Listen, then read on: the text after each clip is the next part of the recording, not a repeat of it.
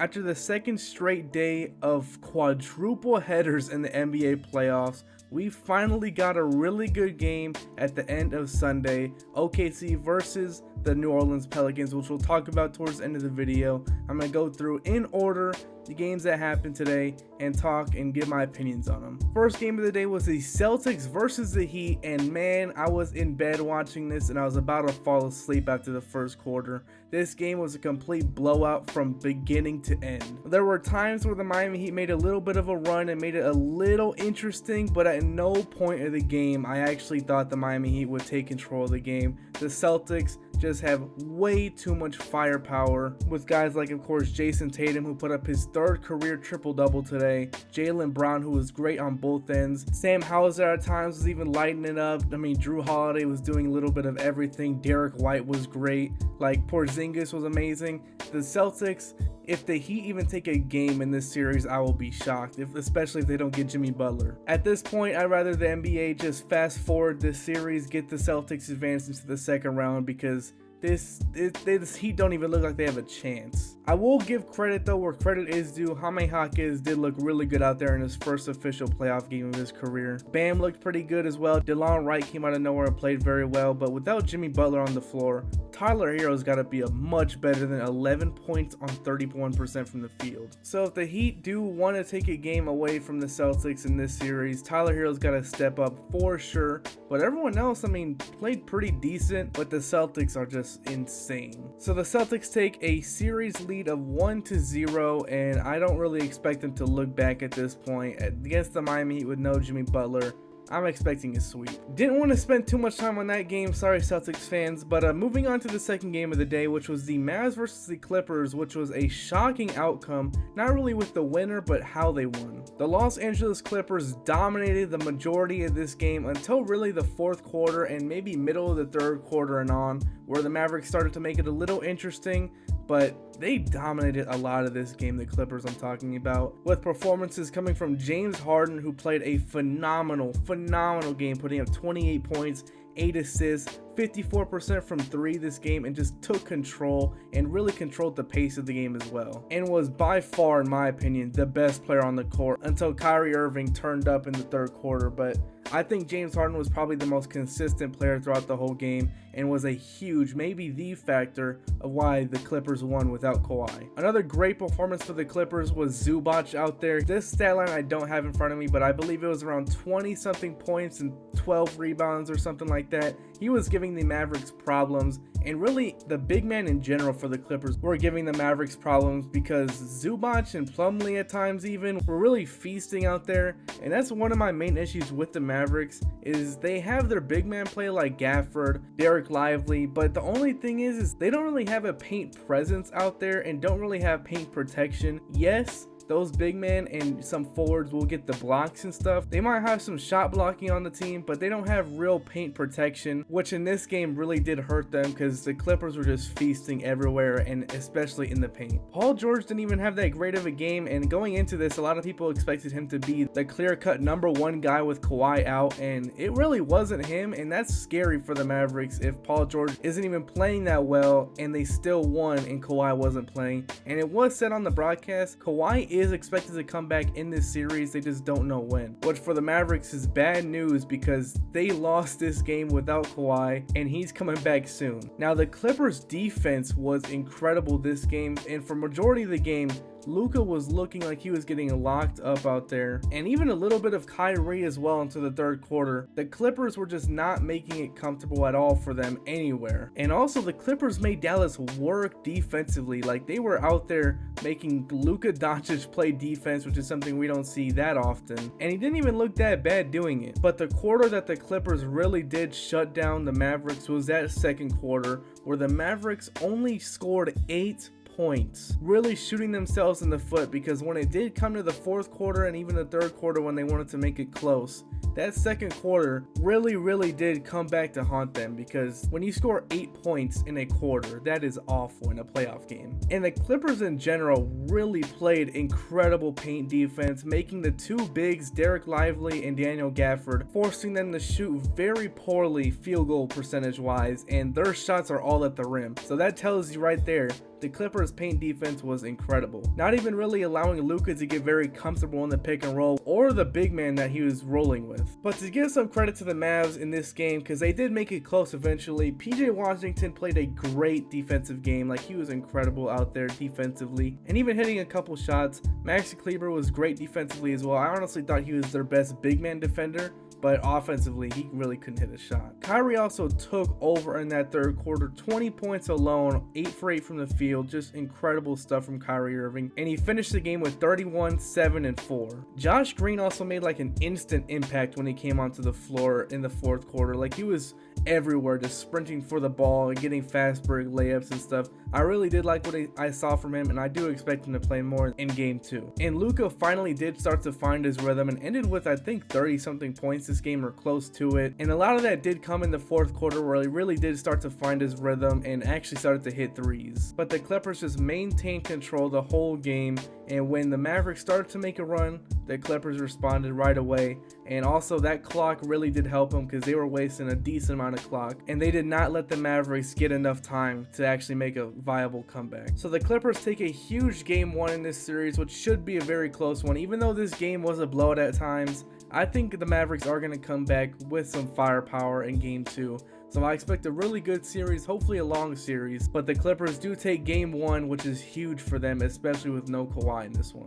Game number 3 of the day was a crazy one, especially in the first half, which was the Bucks taking on the Pacers, a game that has a little bit of a rivalry behind it, especially what we saw in the regular season, but no Giannis this game because of his injury. I don't know if we'll see him in this series, but in this game, they did not need Giannis, especially with Damian Lillard out there. Put up 35 points in the first half, 19 points in the first quarter, nearly outscored the Pacers himself in the first quarter, and almost outscored them in the whole half, with him putting up 35 in the first half, like I said, and the Pacers having 42. And he did outshoot them from behind the line with 6 threes, and the Pacers only having 3, and those 3 coming late in the first half. They were shooting horribly from the 3-point line in the first half. But even though Dame had a lot of their shots and was on fire in that first quarter, the ball was still moving incredibly well for Milwaukee. It was great ball movement out there, and Bobby Portis played himself a very good game. But even though Dame had 35 in the first, he came out and dropped 0 in the second, which is crazy. That's a crazy thing. I think it broke a record for most points scored in the first half with 0 in the second. I don't know if that record is for a playoff game or just a game in general, but I know I did see that on Twitter. But luckily for Dame, the Bucks did have this game under control for a majority of it. Even though the Pacers did try and make a run in the second half, the Bucks did maintain control, with Bobby Portis having himself a really good game. Guys like Brook Lopez played great defensively out there, Patrick Beverley as well, Malik Beasley. I just liked a lot of defensive plays from these guys, just the whole team collectively playing a great defensive game. But that great defense from the Bucks did not stop Siakam from having a great game. I think he had like a 30-point double-double or something like that on pretty good efficiency. Was really their only reliable source of offense in this game. Guys like TJ McConnell, Aaron Nesmith, Andrew Nembhard really struggling offensively, and even Tyrese Halliburton did not play well this game offensively. I mean, he did a little bit of everything, but he never really got his groove shot making wise. And in the second half, the Pacers did have a shot at making this game close, but they just could not get enough buckets out there, especially with Siakam being really the only guy out there scoring. But defensively in the second half, I thought they did a decent job, especially with me mentioning Dame with 0 points in the second half. That wasn't just because he just didn't want to shoot. I think the Pacers played really good defense on him.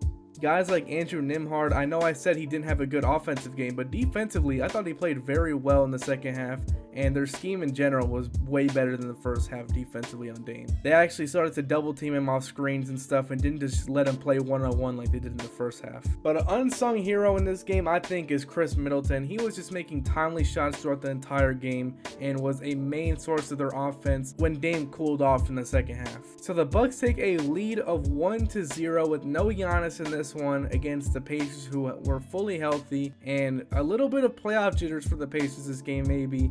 Hopefully we see a better game from them in game 2, because Halliburton, if he had a decent enough game, this one would have been way closer. So the last game of the night was the best game of the weekend, honestly, was the OKC Thunder versus the New Orleans Pelicans in OKC. So we saw that arena shaking. They went all white out, the fans actually wearing their white t-shirts, and it was rocking in that arena from the first quarter to the fourth. And this game was heavy defense and not a lot of offense, like really bad shooting at times, especially in that first half, but defense was the main thing that drove both of these teams, and it was very fun to watch if I'm being honest. I love great shot making and everything in high scoring games at times, but when you get these low scoring games where it's two defenses clashing against each other and all hustle out there, it is fun to watch. And this game was actually one of the few games this weekend that was actually close and came down to the wire. This one was easily the closest game, with it coming down to the very last possessions for each of the teams. Shai Gilgeous-Alexander, of course, was a finalist for MVP announced by TNT before the Bucks game started, and we obviously saw why. He is definitely an MVP candidate, and for some people the MVP this year, and definitely first team All-NBA. We saw why Shai is that with that last second shot and one from the mid-range to give them the lead. And it all started from a Chet block that was insanely clutch, like on Larry Nance Jr. Clutch block from Chet, then the game-winning shot from Shai Gilgeous-Alexander and one mid-range, and then the insanely clutch defense from Cason Wallace on CJ McCollum to force a very difficult shot. But the whole game in general was just really close and really grinded out type, where it was just defense, and more defense, and tough shot making as well. Guys like Herb Jones and Trey Murphy were just phenomenal out there defensively. Trey Murphy was a much better offensive player. Herb Jones, I mean, he hit a couple big shots, but offensively he kind of hurt the Pelicans to start this game. But defensively, Herb Jones may have played some of the best defense we've seen on Shai Gilgeous-Alexander throughout this whole season. Shai finished with near 30. I don't know exactly what he finished with, but it was near 30, or it was 30. But man, Herb Jones did get a couple of stops out there on him. Larry Nance Jr. did as well. Trey Murphy even had his fair share of stops on Shai. Like, they were like playing very good defense out there on the MVP candidate. And at the end of the day, Shai's gonna get his. But when you get those stops on him when you need it most, it is very clutch, and they did that, and it gave him a shot to win this game against the first seed, but unfortunately for the Pelicans, they couldn't. And throughout the whole game, Brandon Ingram was not that great. I mean, he had a couple of shots, big shots, contested shots, but throughout the whole game, the Pelicans definitely needed more from him. And you can give thanks to Lou Dort for locking Brandon Ingram up, because he was incredible out there. Had Brandon Ingram in the torture chamber, like they call it in OKC, because he was incredible out there, making Brandon Ingram feel him everywhere on the court, not letting him get comfortable at all. And Jalen Williams, talking about J-Dub Jalen Williams, he was maybe the savior for OKC throughout the middle of this game. I know towards the end it was more Shai Gilgeous-Alexander, but throughout the whole game, Jalen Williams was maybe their only consistent offensive player who was getting to his spots very consistently. And for a team that a lot of people call too young and too unexperienced to make a run in the playoffs, these guys showed up to their first test perfectly, winning against the Pelicans in a very close matchup. Now, Zion Williamson is playing in this game. I'm not sure the outcome. I don't know if the Thunder are actually going to win this one, but they did win this one, and this was a huge opportunity for the Pelicans if they were able to clutch this win out. But for the Pelicans though, you can't just completely give them a bunch of credit for being in this game. They were up in the fourth quarter, and the Thunder went on a 5-minute drought of no field goals made, and the Pelicans, I think, would just stayed up too for majority of it. They had a huge opportunity to go up big towards the end of the game, and they really did fail on that opportunity. They could have went up big and it would have been huge for them, but they let the Thunder stay in it, and towards the end of the game, the Thunder might have one of the clutchest players in the entire league. Two of them really with Shai and Jalen Williams. You're basically shooting yourself in the foot, giving it to some of the clutchest players in the league for the win. And that's exactly what happened with the Pelicans. They saw what happens when they let it get close against Shai Gilgeous-Alexander. But for the Thunder though, it is the A seed they're going against without Zion Williamson. They definitely do need to clean things up, like offensive rebounding. That was a huge issue this game, and rebounding in general was probably one of their biggest flaws as a team this season. And offensive rebounding was a huge problem with them, especially with Jonas Valanciunas, who had a monstrous game. I think he almost had 20 rebounds and near 10 offensive rebounds throughout the whole game, which is something you just cannot allow. Towards the beginning of this game, the only reason reason why the Pelicans were in it was because of second chance points. They just cannot allow that. And even towards the end of the game, there was a possession where the Pelicans got like 3 offensive rebounds in a row. Definitely something they got to work on, especially if Zion comes back. You cannot give those opportunities to him. But for the young and unexperienced Oklahoma City Thunder, they passed the test of playing in pressure situations in game 1, which is a great thing to get out the way this early in the playoffs. And for the Pelicans, all you can really do is just hope for Zion to come back, because if you get him back, this becomes a whole new series. But you got to get him back around game 3 or so. You can't get him back for like the last game and he's going to be out of rhythm already. And you got to get a little bit more out of Brandon Ingram. Even though Dort was locking him up, you got to get a scheme or something where you get Dort switched off of him. Exactly what the Thunder were doing with Shai getting CJ switched onto him and them exploiting that matchup like they did on the final possession. So the Oklahoma City Thunder take game 1, which was a thriller of a game in OKC, an incredible matchup, and I hope we get more of these type of games in the first round and not a bunch of blowouts. So if you guys like this video, hit the like button down below, subscribe button, notification bell, so you will be notified as soon as I upload. This is day 2 of the playoffs. 2 videos in a row. I hope to do this for the rest of the playoffs, a video after every day of playoff hoops, and I hope to see you guys in the next one. Peace out.